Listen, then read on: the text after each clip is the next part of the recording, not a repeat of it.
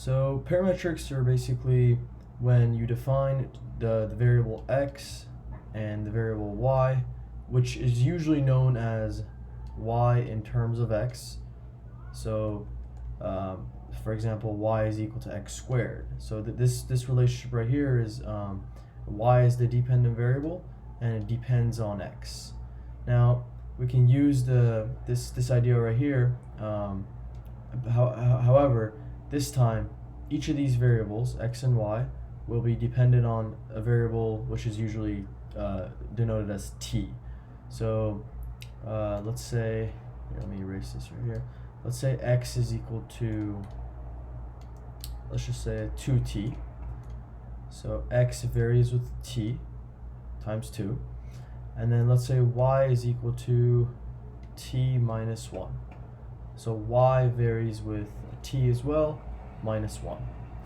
So now usually we make a chart such that the chart has an x and a y. But now for parametrics, we have to add our independent variable, which is now t instead of x.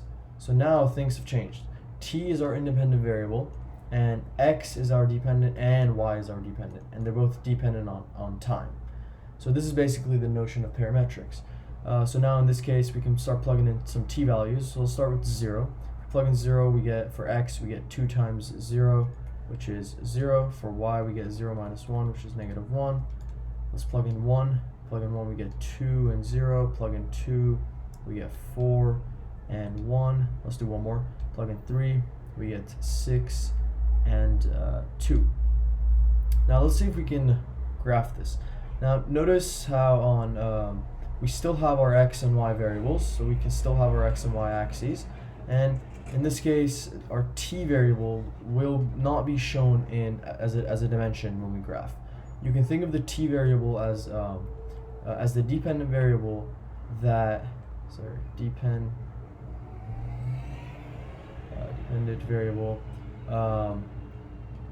that is not shown here. You can think of it as time, for example. So if we think about, for example, the velocity of an object, or you can just think of it as speed, the speed of an object in the x and y direction, the speed of an object could depend on time. So for example, a rocket could be going this way, and by time it starts speeding up, and it could change direction. So what we see is the speed of the rocket, but we don't see time, right? But we know that it depends on time. So in this case, let's go ahead and graph. T is 0, x is 0, so and then y is negative 1. So our first point is right here. Our second point is 2, 0, so 1, 2, and then 0. Third point, 4, 1, so 3, 4, 1. Notice we're only graphing the x and y's because this is our axes, right? T is not graphed. T just determines what x and y are going to be. X is 6 for the next point, so 3, 4, 5, 6. Y is 2. And you might notice that this looks like pretty linear growth.